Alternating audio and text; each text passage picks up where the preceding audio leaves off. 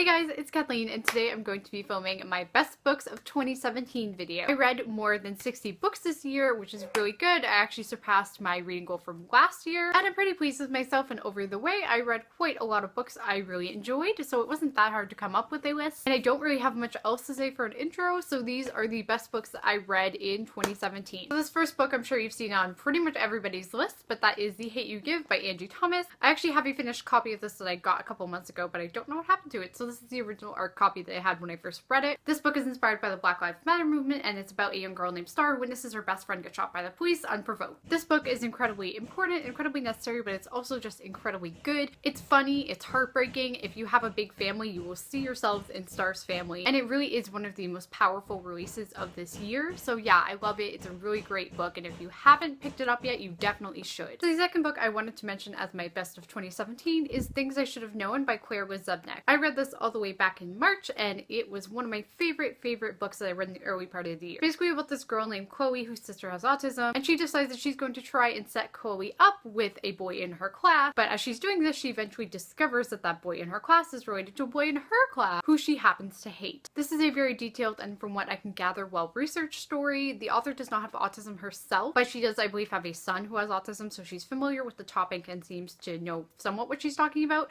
although I keep a very limited point of view on that matter. It's really cute and really sweet, but also has really sort of serious topics that approach it. It reminded me a bit of a Sarah Dessen novel if Sarah Dessen kind of stepped out of her comfort zone a bit. I really didn't expect to love this book. I thought I would just think it was okay, but it turned out to be a great book. So yeah, I really enjoyed this one. And of course, in the early part of the year, you heard me mention this book literally every single video, but that's When Dimple Met Rishi by Sandra Manan. This book is about a girl named Dimple who really wants to go to a coding camp for teenagers, but her parents haven't been willing to send her there and really just want her to get set up with the ideal Indian husband. Randomly agreed to send her one day though, and she's very confused about it until she meets Rishi, who turns out to be the boy her parents will hope she'll have a romantic relationship and eventually a marriage with. Things don't go as planned at first, but it ends up being a super cute book. This is one of the most fluffy romances I've ever read in pretty much my whole life. It's so sweet. It's the perfect summer book if you've never read it. I greatly enjoyed this. I read this on a train ride and I thought it was so much fun. This is an Own Voices book and you really get a sense of Indian culture from it, which is really cool. Greatly enjoyed this, and overall I am on the lookout for Sandra Manan's future books. So the next book I quickly wanted to mention is a book I listened to on audiobook, and this is one of my 5-star reads of 2017, and that book is History Is All You Left Me by Adam Silvera. This book is about a boy named Griffin whose ex-boyfriend dies in a drowning accident, and he's really lost because he always thought that he and Theo would get back together someday, but that's not really going to happen now. He starts ignoring his friends and family, and in this time of need, he feels like the only person who really understands him is Theo's new boyfriend, Jackson. It's sad the way you would expect an Adam Silvera novel to be, but it's not tragic or anything like that. It has its heartbreaking moments, but at the same time it has its really funny, lighthearted moments as well, especially through the flashbacks, because the whole thing is told through history and then today. It's a very character-driven novel. Like, the whole thing takes place over the span of I think a few weeks, and it's incredibly emotional. It had twists I didn't see coming. I think that was partially because I listened to it on an audiobook, but honestly, I just love this book. I also do highly recommend the audiobook. The audiobook was awesome and really interpreted the story really well, and I'm really glad that this was my first Adam Silvera book because I thought it was great. Now the next book is one I don't think I've ever even mentioned on my channel before, but that is No Good Deed by Goldie Moldavsky. I feel like I've never talked about this, but I freaking love this book. I also feel like it's a bit of an unfavorite, so I haven't even seen it around booktube much in general. This book is about a boy named Gregor who has ambitions to save the world, and to do that he's decided he's going to go to Camp Save the World, which is a camp set up by sort of Bill Gates parody philanthropist type person, and he thinks it's basically just going to be learning about how to have a cause and how to like promote the cause and raise money for it. But when they get there, it turns out that they're actually all competing for an internship, and all the different campers have these different causes and they all have to compete and do the best at their cause in order to win the internship potentially. It's a parody novel. Goldie Moldavsky's first book, Kill the Boy Band, is also a parody novel. This one takes on social justice issues, but not in a really mocking way. More of a kind of like you're in on the joke kind of book rather than a haha I'm making fun of these people kind of book. One of the characters, who's obviously one of the most made fun of characters in the story, is a men's rights activist, and that's his cause. So it's not one of those books where you're going to feel mocked if you read it by any means, but it's hilarious. Like, I thought this book was so much funnier than Kill the Boy Band. It was so entertaining. There are some amazing, amazing one-liners in here, so many good ones. It's just a really entertaining book. It was just a hilarious book. I highly recommend it, especially if you've never heard of it, since I think this was one of the more underrated books of 2017. And of course, you guys saw what was coming next, but I wasn't not going to talk about the Shades of Magic trilogy by V.E. Schwab. So this takes place in a fantasy world where there are 3 Londons. Our main character comes from, I believe it's called Red London, and he is an Antari, which means he can travel between worlds, but he also smuggles things back between the worlds. So one day he has smuggled a forbidden object from Black London while he's in Grey London, and he's told to bring it back to his London, and that object then gets stolen by a thief called Lila Bard, and then she saves his life and insists that he takes her on an adventure to return the stone that's been stolen. It is such a cool story. This is such a fun, entertaining book. I know everyone loves this series, so I don't want to go on a bit too much, but it was one of the first adult fantasies I've ever read, if not the first, and it really, really got me to the genre. I love V.E. Schwab's writing. It's poetic, but it's also really creative and fun.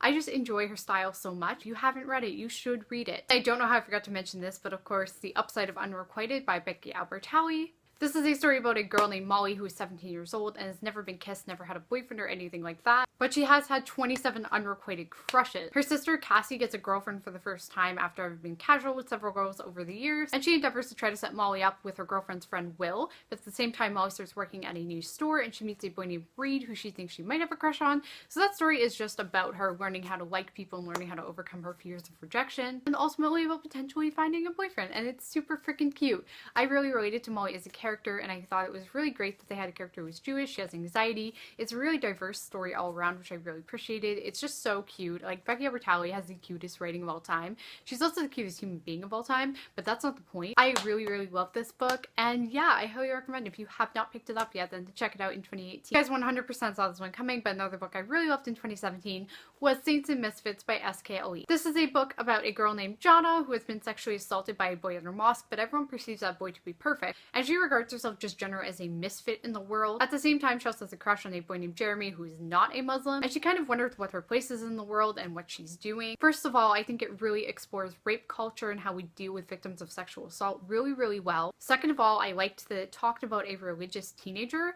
It has this bit where she talks about how she basically chooses her religion over a boy, and that was cool because I think that's something I've never seen before in a young adult book. It's kind of always perceived as like, throw it away in the name of love, but this is kind of like, no, if this is important to you and it matters, then don't just toss it away. I think there's so many important messages in this book. It also talks about friendship. It deals with people of different faiths really well.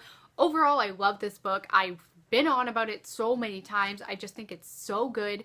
It's just an incredible, incredible book. I think it's highly underrated. I'm so happy she turned out S.K. Lee as a Canadian author, which is awesome. In general, I just think this is an incredible book, and I really want more people to add it to their TBRs. I just very quickly wanted to mention the Monsters of Verity duology by Victoria Schwab. It contains 2 books, The Savage Song and Ardric. I listened to the first one on audiobook, and I really, really enjoyed the audiobook. I actually thought the narration was great. The only issue I had with it, of course, was that I started it really early and I finished it like way later. Like, there was a huge gap in between my listening time. But then, of course, I flew through the second book. I loved it. I give it 5 out of 5 stars. I love this duology so much. It's all about monsters and what it means for humans to be monstrous, and it's a really cool dystopian sci-fi fantasy kind of world. I love Victoria Schwab's writing in general. This will surprise nobody. So yeah, this was 100% one of my favorite duologies of 2017.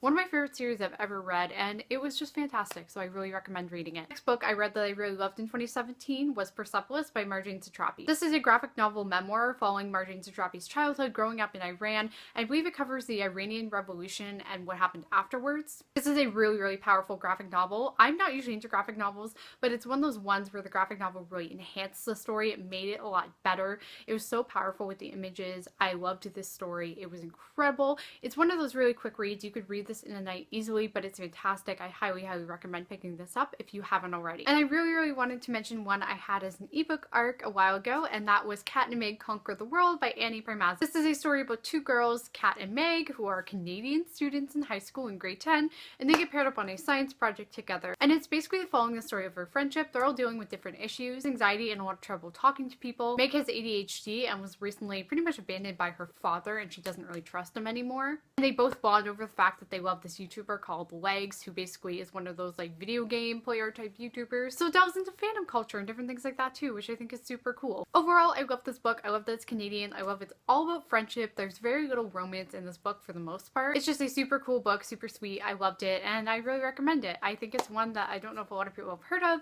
but I want more people to hear about it because I think it's fantastic. And I will give a quick honorary mention to The Gentleman's Guide to Vice and Virtue by Mackenzie Lee. I also read this on audiobook and I really enjoyed this story. I don't know if I would say it's one of my best of 2017, but I thought it was great. I thought it was really well written. It was super entertaining, super funny. It really is Simon versus the Homo sapiens agenda meets the 1700s, which is how it was described at one point, and it's just great. And it's a super diverse book. It's generally just a great book. I don't know if it was one of my 100% favorites, but I really enjoyed it, so I wanted to quickly mention it. So first of all, I'm sorry that the lighting has been bad in this video. It's been going in and out, mostly because it's getting dark out. I started filming this when it was light, and now it's dark because daylight savings, ha ha ha. Those were all of the books that I really enjoyed in 2017. Let me know what your favorite books of 2017 were. As well, let me know if you've read any of these books. If you enjoyed them, I would love to know. Or if they're on your TBR for next year, I'd be really curious. My worst books of 2017 should be coming at you this week, as well as my 2018 channel goals and bookish goals, so be on the lookout for those videos as well. If you did enjoy this video, be sure to give it a thumbs up and subscribe on your way out if you're new here and you'd like to see more of my face. I upload videos every Tuesday and Friday. Schedule's been a bit wonky lately. I think this is going up either Christmas Eve or Christmas Day, but I'm getting back to my normal schedule. If you'd like to follow me at any of my social media, the links will all be in the description, but in the meantime, I will see you guys next time.